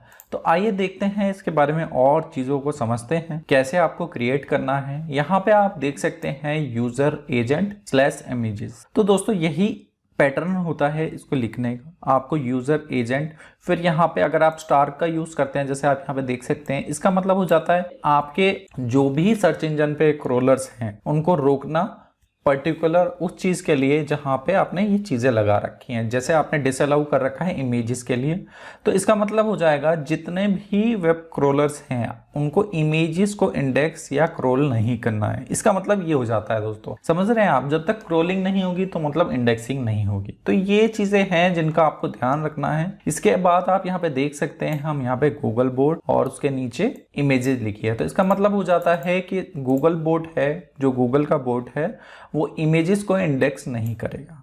ठीक है दोस्तों, सबसे पहले कुछ रूल्स हैं, आपको पढ़ना होगा उस बारे में, क्योंकि इसमें बहुत चीज़ें हैं। robot.txt में एक चीज़ नहीं है, कितने तरह के जो आपके पैटर्न हैं और अलग अलग बोर्ड्स हैं, तो उन बारे में आपको जानकारी होना चाहिए कि आपको कैसे वो यूज़ करने हैं। इसके अलावा जैसे आप अपनी वेबसाइट में robot.txt बनाते हैं, तो पहले नॉर्मल तरीका है दोस्तों, आपको नोटपैड को लेना है। जैसे आप यहाँ पे नोटपैड जनरेट कर लेंगे, सबसे पहले आपको उस फाइल को यहाँ पे ऐसे डाल देना है। मान लीजिए मैंने फाइल बना ली ये वाली, और आपको इसको सेव कर देना है। तो सिंपल प्रोसेस है, आपको .txt में जो है सेव करना है और यहाँ पे रोबोट्स लिख देना है। तो आप देख सकते हैं बहुत ही इजी पैटर्न है, मैंने ये सेव कर दिया। अब ये बस आपको अपने डेवलपर को देना है और वो आपकी वेबसाइट में डाल देगा। तो दोस्तों अब आपको समझ में आ रहा होगा कि robot.txt क्या है और उसको कैसे यूज करते हैं। इसके अलावा जैसे ही आप इसको यहाँ पे डाल देते हैं, आप इसको चेक भी कर सकते हैं कि ये सही तरह से काम कर रहा है या नहीं कर रहा है। तो वो आप गूगल कंसोल में जैसे ही robot.txt गूगल सर्च कंसोल लिखेंगे, अगर आपने पहले से वेरीफाई कर रखी है प्रॉपर्टी गूगल वेब मास्टर में, तो आप इन चीजों को बहुत आसानी से चेक कर सकते हैं। मैं आपको दिखाता हूं, जैसे मैंने यहाँ पे अपनी लेक्सिकॉन वेरीफाई कर रखी है, तो हम यहाँ पे टेस्टिंग टूल में पहुंच जाते हैं जो गूगल कंसोल के द्वारा है।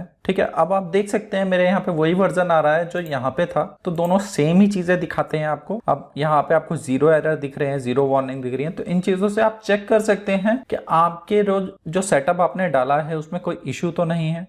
आपको चेक करना है यहाँ पे कोई पेज ब्लॉक तो नहीं है, तो आप यहाँ से टेस्ट कर सकते हैं। देख सकते हैं आप यहाँ पे मेरा अलाउड आ रहा है, तो इसका मतलब हो जाता है दोस्तों इसमें कोई इशू नहीं है, बिल्कुल सही है। तो ये बहुत इंपॉर्टेंट पॉइंट है। अगर मान लीजिए आपकी वेबसाइट में आपने सिंपल ऐसे ब्लॉकेज कर रखी है, ठीक है, अब मान लीजिए, तो इसका मतलब हो जाएगा दोस्तों कि आपका कोई भी क्रोलर आपकी वेबसाइट पे विजिट नहीं कर सकता। ठीक है दोस्तों, तो आपको इन चीजों का ध्यान रखना है कि आपकी वेबसाइट ओपन हो इंडेक्स होने के लिए, ताकि आपके जो है कीवर्ड्स रैंक कर सकें। तो जब भी कोई वेबसाइट आती है एनालिसिस के लिए, तो आपको चेक करनी है ये इंपॉर्टेंट चीजें जो सबसे पहले चेक होती हैं, ताकि आप फटाफट काम कर पाएं। क्योंकि अगर आपने एक बार काम स्टार्ट कर दिया और उसके बाद जो है आपने ध्यान नहीं दिया है कि आपके टेक्निकल एसईओ आपने सही से किया है या नहीं किया है, आपने अपनी फाइल जो है, आपके पेजेस गूगल के लिए ओपन है या नहीं है, आपने कहीं एरर तो नहीं दे रखे robot.txt वाले, तो इन्हीं वजह से जो है हमारी वेबसाइट कई बार रैंकिंग नहीं करती है। तो आपको इन्हीं चीजों का ध्यान रखना है दोस्तों, ताकि आपके कीवर्ड्स अच्छी रैंक करें। और खासकर आप किसी डिजिटल मार्केटिंग एजेंसी में काम कर रहे हैं, तो सबसे पहले आपको यही टेक्निकल एसईओ में चीजें चेक करनी है। अगर आपने अभी तक नहीं की हैं तो करिए, जिससे आपको रैंकिंग मिले और जल्दी जल्दी आप आउटपुट जनरेट कर पाए। तो आइए दोस्तों हम नेक्स्ट टॉपिक पे चलते हैं। इसके बाद दोस्तों हमारा जो नेक्स्ट टॉपिक है वो कैनोनिकल इशू, जो टेक्निकल में बहुत ही इंपॉर्टेंट है। टेक्निकल एसईओ में अगर हम जाएं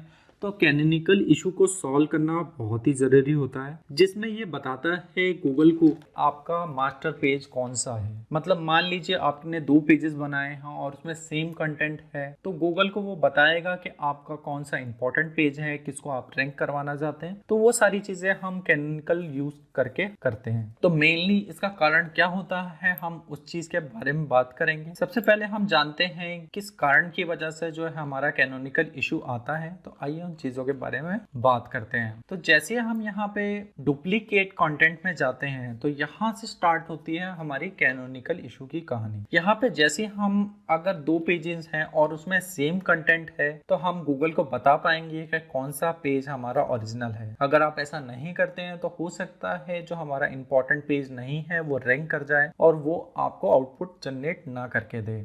तो इसलिए दोस्तों कैनोनिकल इशू को सॉल्व करना ज़रूरी होता है। इसके अलावा अगर आपकी कोई ई कॉमर्स की वेबसाइट है तो उसमें भी ये इश्यूज आ सकते हैं, क्योंकि उसमें बहुत से फिल्टर होते हैं और पेज जो है फाइनल एक ही होता है। इसके अलावा अगर आपकी पेजेस हैं और आपके पेजेस सेम कंटेंट के हैं, तो गूगल को पता ही नहीं चलता कि किस पेज को रैंक कराना है। आप यहाँ पे देख सकते हैं इस एग्जाम्पल से कि किस पेजेस को रैंक कराना है, गूगल को पता नहीं लगेगा और आपके पेजेस जो है रैंक नहीं कर पाएंगे। तो इस इशू को कैसे सॉल्व करेंगे, तो आइए देखते हैं। सबसे पहले दोस्तों आपको पता होना चाहिए कि आपके वेबसाइट में कोड कैसा दिखता है। अगर आपने कैनोनिकल का कोड डाला हो कभी तो आपको पता होगा। तो सबसे पहले दोस्तों आपको अपनी वेबसाइट ओपन कर लेनी है, उसके बाद Ctrl+F करना है और यहाँ पे आपको कैनोनिकल लिखना है। तो आप देख सकते हैं यहाँ पे मेरे यहाँ पे कैनोनिकल का कोड लग रहा है। इसका मतलब हो जाता है कि मेरे पेज का मास्टर पेज यही है।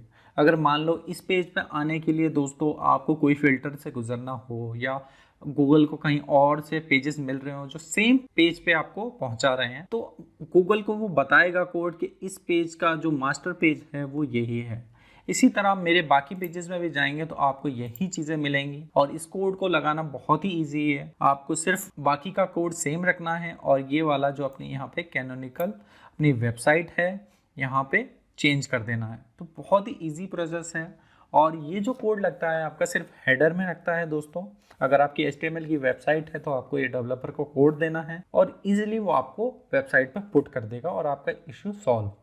ऐसे ही दोस्तों अगर आपकी वर्डप्रेस की वेबसाइट है तो उसमें भी जो है योस्ट के प्लगइन में ये चीज़ें आपको दिखेंगी। दोस्तों आप यहाँ पे देख सकते हैं मैंने जैसे ही अपनी वेबसाइट में लॉगिन कर लिया है तो कुछ इस तरह का डैशबोर्ड आपको दिखाई देगा। मैंने यहाँ पे योस्ट डाला हुआ है तो बहुत ही इजी मेथड से आप इसको सॉल्व कर पाएंगे। आपको सबसे पहले पेजेस में जाना है। आप जैसे पेजेस में जाएंगे आपको एडिट के ऑप्शन में जाना है। इसके बाद मैं यहाँ पे एडिट के ऑप्शन में चला गया। आप जैसे ही यहाँ पे नीचे जाएंगे तो आपको यहाँ पे नीचे जाना है। ये योस्ट की वजह से ये सारी चीज़ें आ रही हैं। उसके बाद आपको एडवांस वर्जन में जाना है और यहाँ से आप अपनी वेबसाइट का कैनोनिकल URL ऐड कर सकते हैं। वैसे तो दोस्तों अगर आपने योस्ट का प्लगइन डाला है तो वो ऑटोमेटिक आपका जो कैनोनिकल है उसको ले लेता है और उसी URL को लेता है जिससे आपने पेज बना रखा है। अगर आपको उसके अलावा कैनोनिकल जो है चेंज करना है तो आप यहाँ से उठा सकते हैं और बहुत ही ईजी तरह से आप कैनोनिकल फिक्स कर सकते हैं।